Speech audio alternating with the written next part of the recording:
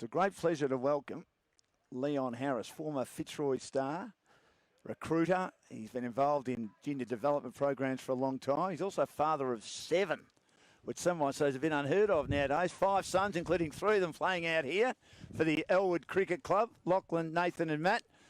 Leon, great to have you with us. Thanks for giving us some time. I know you're busy watching your sons play, but I really appreciate you coming in to have a chat for a few minutes. Oh, it's a pleasure. It's a beautiful day here at East Sandy. The scoreboard's not real attractive for the Elwood boys at the moment. No, it's not. As Adam Howard will start a new over. And this is cut away, and Will Veets, one of Leon's boys, Matt in the covers. It was a beautiful shot on the back foot. The other Matt Harris for Sandringham, and gets a boundary just a bit short from Howard. And the 50's already up for East Sandy in the 8th over. None for 53. Did you play yourself? I had a very distinguished cricket career until about the age of 18 and retired for 25 years and come back and played with me 2 eldest boys, Matt and Nathan, when I was 43. And so I played a few games with each of them. I even played with Lockie, the youngest one. I sort of coached him all the way through his junior career. So, no, I love cricket. And through the hands here of the fielder at extra cover to the boundary for 4. And that was slightly over-pitched by Howard as Matt Harris moves to 32 and really starting to motor here. None for 57 in the 8th over. It's been a sloppy start, hasn't it? There has been a sloppy start. They had a win last week against West Bentley. And it wasn't a high-standard game, I'll be truthful. First game for the year and that. But, no, they probably lack real penetration with the seamers. Normally, in past years, it's been Mitch Clark and Rob DeHaan that's probably come on as spinners and sort of slowed the opposition down. And, to their credit last year, they got to a prelim. They were soundly beaten by East Sandy on this ground in a prelim last year. But they've done well. They've actually, the Elwood Cricket Club, they're basically just locals. And today hasn't been great start. DeHaan's not playing, is he? No, Rob's not at the moment, but Rob's here, been sitting, talking footy, actually. He's a one-eyed Collingwood supporter, so, sort of watching, but hopefully he gets the urge to actually get out there and play, which I'm sure he will. And Stewie Clark's another quality player that's a keeper, sort of opening batsman that's not playing at the present. So, but it's similar to most clubs. Most clubs, I know East Sandy are in the same position with a lot of players unavailable initially and that. So, that's the way it is. Well, Guy Martin's not playing. He's just had a child, and also he's just taken on one of the big jobs in the VAFA. Leon, you know all about this. Uni Blues, after being sacked by St Kevin's, had a pretty good record and didn't really get much of a chance to continue on with that record over the last 2 years. But as you would know, footy's a brutal game. You've just had the draft during the week, have you, with Brisbane's Hall? We are, yeah. We basically walked in there wanting to add speed to our list. It's something that we think we're a little bit in need of over the course of time. So, Darcy Wilmot sort of adds to that coming out of the back line. Kai Loman's another one from that we got on the first night in our first 2 picks in the top 20. So he's a boy from Ballarat that's a talented player, very powerful, very quick. And then we got James Tunstall, West Australia country boy. We're hoping that. Almost played on here. And we got sort of Harry Sharp that didn't play much footy last year. He's another boy on the wing that broke an ankle early in the year. So he's a Ballarat boy, isn't he? He's a Ballarat boy and elite runner, but his footy stacks up as well. So we like to think we've got 4 players that we can sort of add into that run, carry department over the next couple of years. So, and there's a potential couple father and sons that may be up the level, hopefully next year, that we can pick those up as well. There's one of the shots of the day. There is a beautiful cover drive. There are 2 fielders inside the circle, a couple of metres away from each other, and he's pierced the field, Matt Harris. He is in great form here. Benighton over pitching, early stages, 9th over, and that is one of the shots of the day. Could be a contender for play of the day for Harris Family Meets. None for 62, Matt Harris 37, and London 19, and we are in the 9th over on the Highmark Cricket scoreboard as Benighton bowls again, and Harris late cuts. But there is a backward point, and Blunden had to get back quickly, fling at the stumps. He had grounded his bat. No problems, none for 62. It's fascinating, the draft, isn't it? Because you guys have all done your homework. You've looked at every scenario, checking to see what one club might do, what one club mightn't do. Were there many shocks in the first 20, Leon? Probably Leakalia was probably, but it was spoke about reasonably strongly in the day or two prior to it. So there was talks that he would probably go. Campbell Chesser probably was another one that went to WA, West Coast Eagles, with their first pick. But that was also sort of bandied around on the day prior. So I don't think there was actually many real surprises. There wasn't a truckload of trading that actually went on. So I think it was reasonable, predictable. And as I said, we basically got who we thought we were basically in line to get. You're always hoping that you might get someone that slides through, and maybe one later on early on the second night was Blake Howes that sort of. It's a beautiful cover drive again, over pitching. This is beautiful batting by Matt Harris. It's through the offside again. Remembering that offside field is stacked and there's not much gap between the fielders, and he's just picking the gaps at will. What a magnificent batting display this has been by Matt Harris so far. And he's Sandy right on top here. Hasn't worked so far for Elwood. They won the toss. They sent the opposition into bat. 9 overs gone on the Highmark Cricket scoreboard. We've got former Fitzroy great and gun recruiter Leon Harris with us. 3 of his sons playing for Elwood today. And at this stage, when they're batting, and Lachlan batted so well last week against West Bentley, they might be chasing a pretty big score. But the interesting thing I thought was the Western Australian haul. 16, I think it's the most ever, isn't it? Unbelievable. Yeah, it was an exceptional a group, and they deserved it as well and truly. Like they played a couple of national games against South Australia, and they were dominant. So no, they deserved the selections, and we've always been a key one on WA boys. We seem to think they relocate reasonably well to Brisbane. So our sort of draft pool normally between them, big country. But no, the WA boys exceptionally well and well deserved. So there's quite a bit of talent. And whilst West Coast might have took a bit of flack over their first selection in WA, I'm saying, with Campbell Chester, they certainly followed up with 4 players from WA with their latter 4 selections on night 2. And I thought one of the highlights was Greg Clark finally got picked. I mean, he's played for Subi for 4 or 5 years, played nearly 100 games, BOG, despite suffering a shoulder injury in the Waffle Grand Final, and probably wasn't ready, more of an outside player. Now he gets his opportunity. So that was great news, wasn't it? Oh, it was exceptional. I was part of the AFL Academy when he actually come through. So I know Clarkie reasonably well. So his patience and his work ethic and everything like that, and he has. He's changed his game. He's added the tough inside stuff. So credit to him. Mitch Clark's in the attack now with his left arm off spin, and driving down the ground is Blunden, who's 19. Harris a stolen to March, 41, none for 66. Highmark Cricket scoreboard in the 10th over, East Sandringham. Clark bowls again. Blunden checks his shot and plays it back to the bowler. Good player, Mitch Clark. Yes. Exceptional player, and basically, as I said previously, that him and Rob DeHaan in past years, and normally 2 guys have actually come on and been able to stem the flow of runs, and I'm sure he'll be capable of doing it, but I'm not sure who can assist him maybe the other end. So it's a big challenge to him because they're batting exceptionally well. Yeah. And I was fortunate to coach Mitch all the way through with my son Lockie. So have strong ties with Mitch Clark, a very gifted footballer too, actually.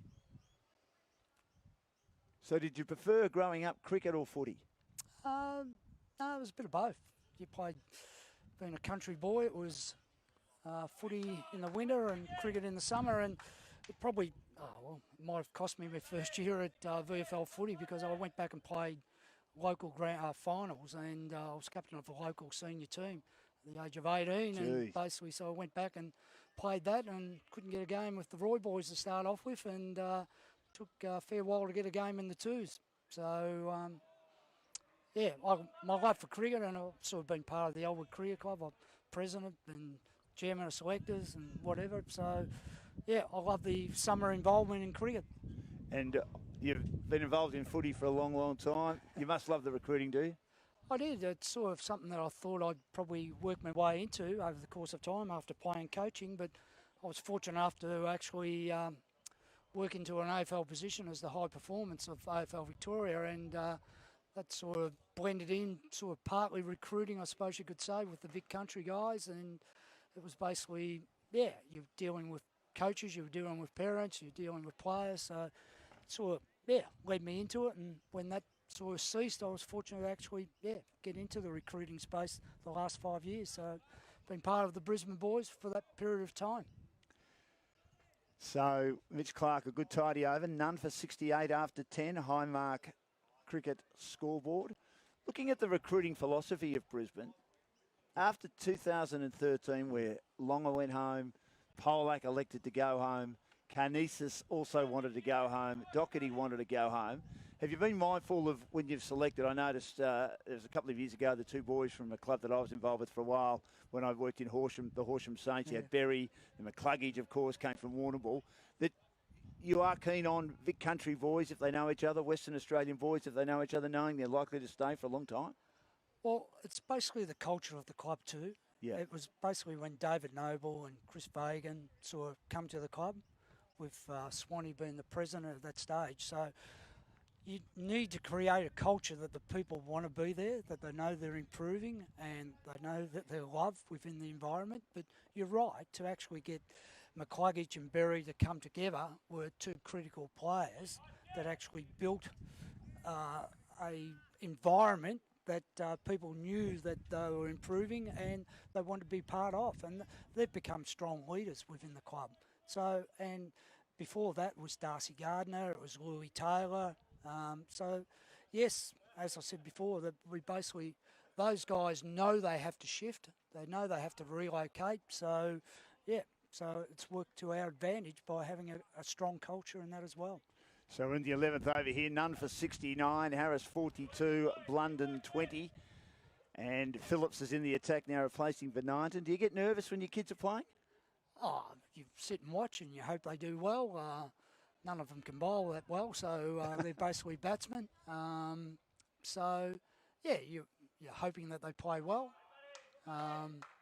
Chris Phillips, it's good to see Chris back. He missed last year because he had a knee Rico. Right. Playing in a six-a-side game, social game at the cricket club. I don't know, was it 18 months ago? I'm not sure. Probably about that time. One of those innocuous. I just went on the boundary line, just on the boundary line, jumped up for a ball and just come down and ACL, which is which is disappointing. But his brother was a Sydney player and a strong Norwood. Played in lots of premierships at Norwood. Simon Phillips. Oh, I remember that name. Yes. Yeah, so Sandy Dragon boy. So they played through our under-16s and that, so Chris around. Of course, the Sandringham Junior Football Club, the home of Chris Judd and Josh Kennedy, a couple of pretty handy footballers, Leon. No, there's a few footballers. Shane Warne too was home of him. Really? Yeah. Brad Hodge played a lot of cricket here too when he retired as well. He played a few games against our boys probably 3 years ago. I reckon one of my other sons that's playing in the twos today, I reckon Hodge hit a shot straight through gully, and I think it got through his hands before he even put the hands up, actually. Is that right? So, no, he was a hard-hitting. And he was in his mid-40s by then, or even, yes, certainly mid-40s or early 40s. No, the history of this place is, exceptional, and they're very well supported. They have a very good fan club. Their senior citizens here normally come to the party and let you know all about it. So leg glance here by Blunden, who's giving Harris a strike. He's lapped him. He's 44, Matt Harris. Blunden 22. None for 73. We're in the 11th over. And that's on the High Mark Cricket scoreboard. You had a fine career. I always remember that magnificent piece of play out of the middle when you spotted Mickey Conlon. I know it was one of many great pieces of play, but I don't think Mickey had a kick all day, had he, Leon, when you found him in the wet at Waverley? I think he come from the pie stand, actually. He had a crap day, actually, and yeah, it was exceptional. And we were out of function yesterday, actually, after Wilson, who passed away. Right. We had a celebration for him at the Marble Stadium. And all the boys were there? All the boys were there, and I was out for dinner with Matt Rendell and Scotty Clayton and a few others last night. So, yeah, no, we sort of catch up, and Matt and Scotty and Sarah and ourselves, we actually walk on a Sunday morning together. We saw a Bayside, so good. It's normally a get together. But talking about Mick, yeah, no, Mick spoke about himself all day yesterday, actually. He gets up at 3:30 in the morning and does he's obsessed about staying fit, and he says you'll have a better mind, but by 8 o'clock at night you'll have a better mind for your day's work if you get up at 3:30 and do your exercise and have a swim, no matter how cold it is, have a run, and then he's ready to go. But at 8 o'clock at night he's cooked. He's immaculate. He dresses well. He the anti-wrinkle cream and everything. He's just no, and he was, and that's the way he sort of prepared and played. And he's very professional, and he still is, as you're saying, getting up and being an iceberger, swimming and doing the weights. Yeah, so he's still well built. He's well built. He's well built. Pound for pound, I beat him though. So would you? I did in those days. Did you really? But anyway, that's a different story. None for 74 as Clark has the first ball of a new over, driven down to long on by Blunden, and Harris has a look at the next one. He hasn't looked at too many, Matt Harris. None for 74 in the 12th over, with East Sandringham sent into bat here in round 3 of the Seeker. East Sandringham losing last week to Kingston Heath, and West Bentley back in the top grade. After winning the grand final last year, were beaten by Elwood. Who's a bit of a swing and a miss. He's looking to sweep, but he misses the next one, Matt Harris. A rare one that misses his fairly wide bat so far at none for 74. Clark again from the from the commentary end, and Harris not happy with himself, looking to dab it pretty fine. Third man is square, and he misses it. He played all over the top of that one.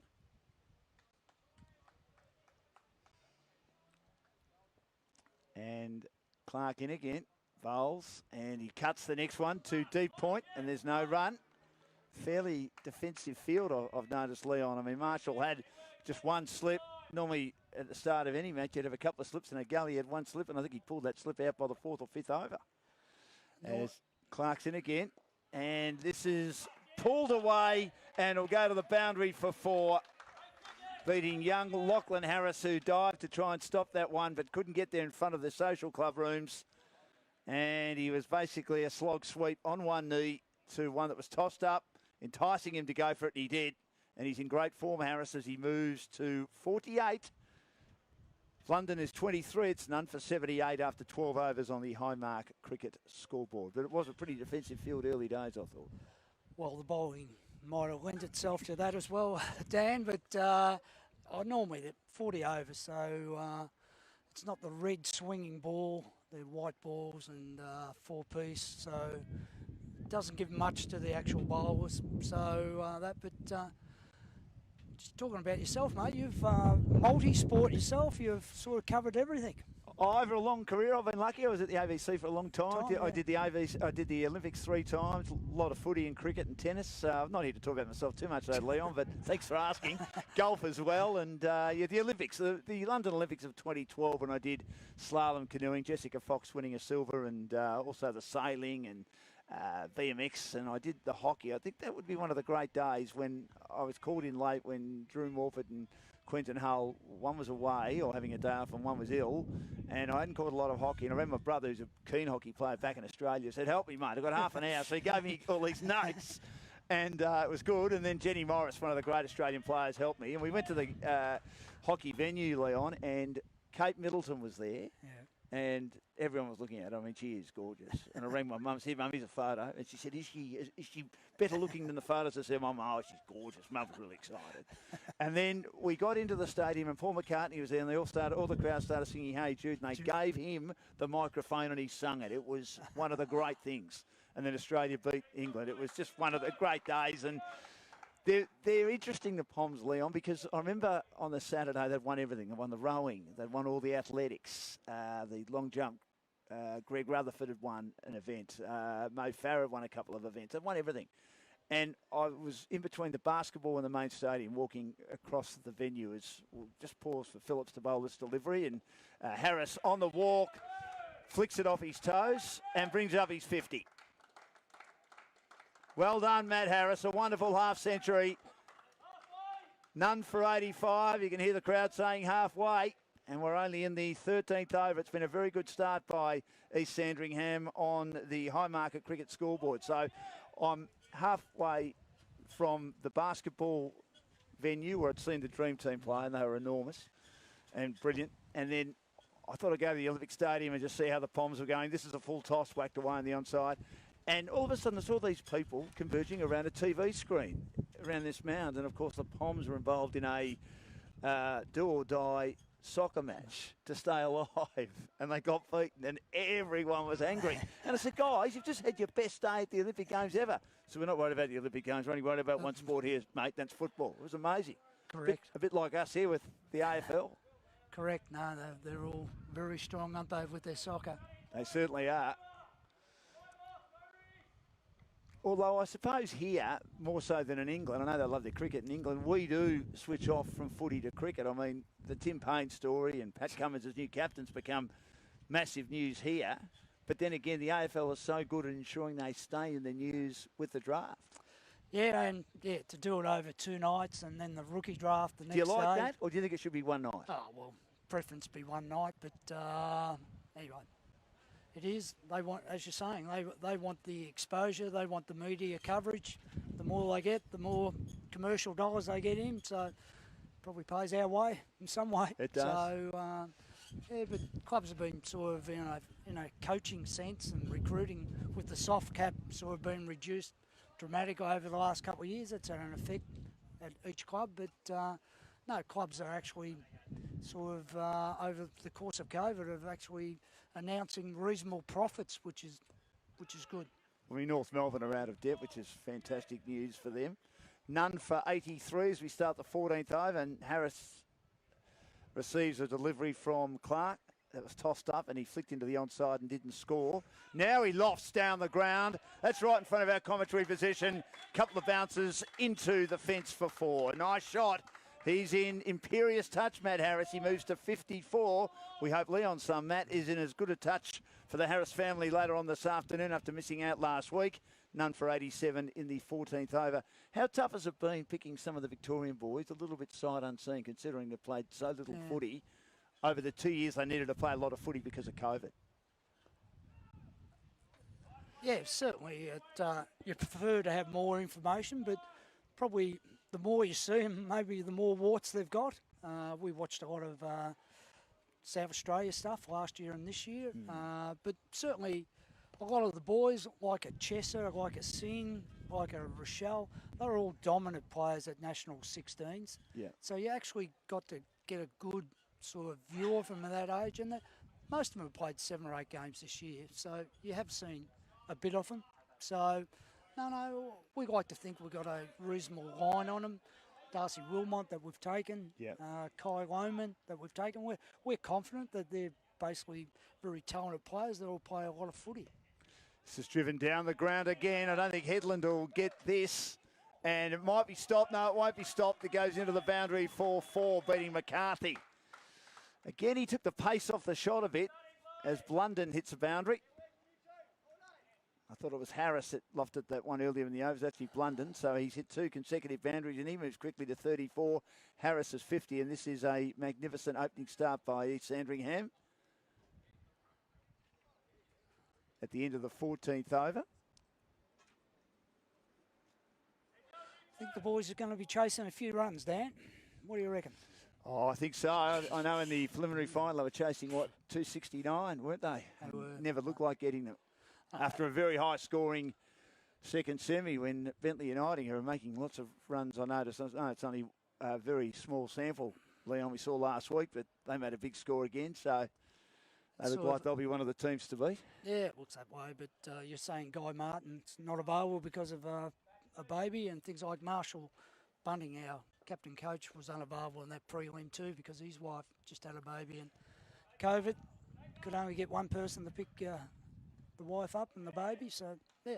So It's just the way it is, isn't it? Yeah, it's just who's available at times. But normally the best teams win, and East Sandy were far too dominant in the prelim.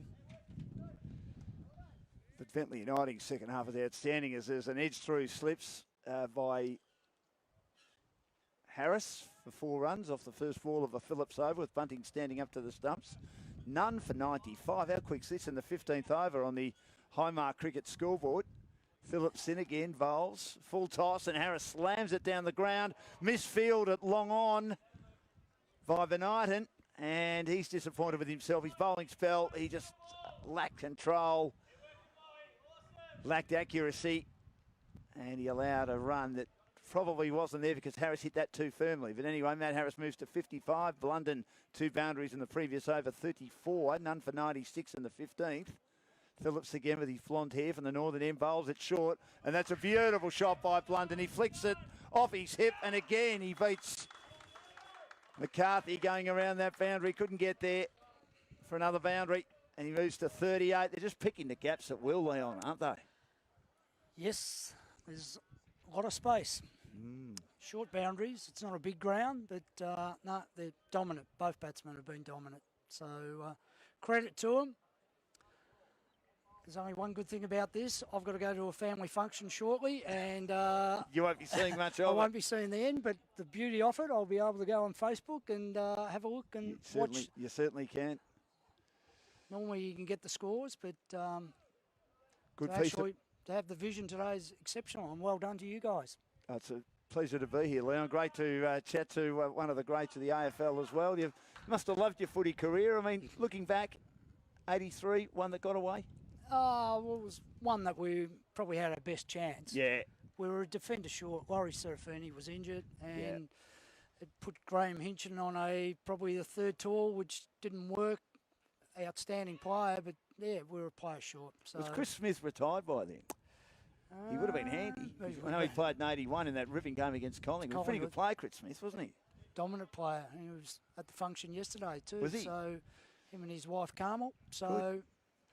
And he was basically, he scored a lot of votes in a Brownlow one night. I can't remember what year. 1980. It's one of the great stories. Okay. And Jack, they said, do we have to invite him? Jack Hamilton said, I'll make sure he won't get another vote.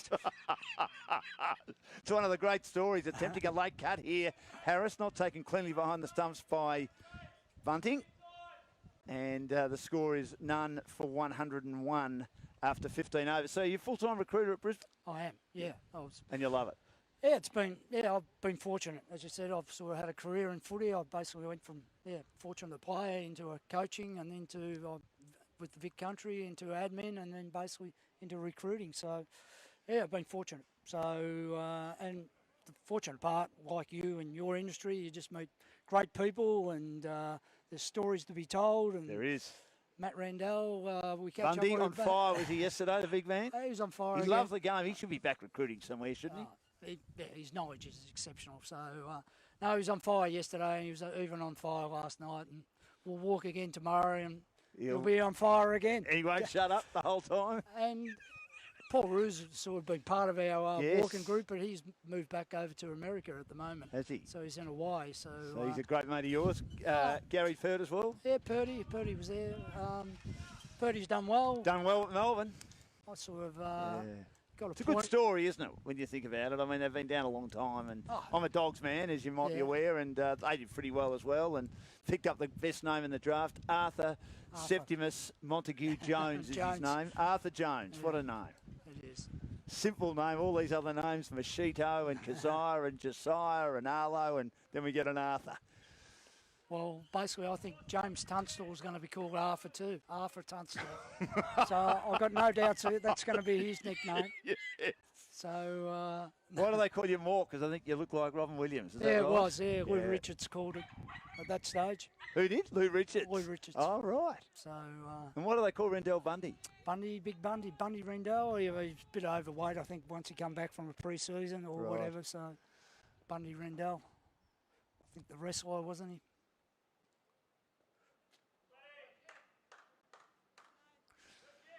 So started a new over and a new spell. McNaughton in the attack. So they're moving the bowlers around. We're on the 16th over, none for 103. Well, you've got to get to the family function. And Leon, I really appreciate your time. Congratulations on Brisbane's haul. They again did pretty well this year. That final against the Dogs, I know the Dogs were on the right end of it, was a thrilling game of footy. And probably the best final of what was generally a one-sided finals campaign. But they're obviously on the right track. They've got a good man in charge in Chris Fagan, a good man in charge looking after recruiting down here in you. And it's always a great pleasure to catch up with you. And good luck to you and your boys for Elwood today. Well, we'll sit and you can just roar for them, mate, because I think they need a little bit of help at the moment. They certainly do. Good on you, Leon. Lovely to see you, mate. Thank you very much. Leon Harris, former Fitzroy star, now recruiter. He's 3 of his sons playing out here for Elwood today. Heavily involved in the Elwood Cricket Club over the years. Wonderful to catch up with him. None for 104 in the 16th.